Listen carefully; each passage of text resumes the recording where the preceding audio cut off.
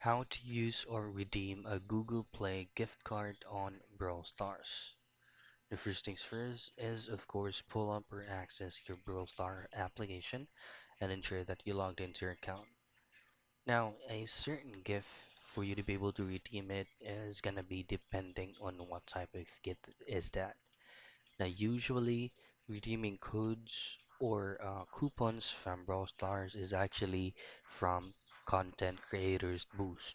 So maybe it will sometimes go down to your XP boost or for some energy that you can use while in game. Now to do so, just head over to shop, and then these are the options that you can do if you would like to use your Google Pay or Google Play gift cards that you can access and then just simply encode it here.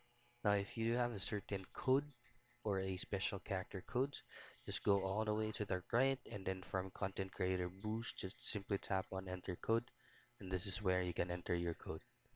And that's how you use or redeem a Google Play gift card on Brawl Stars.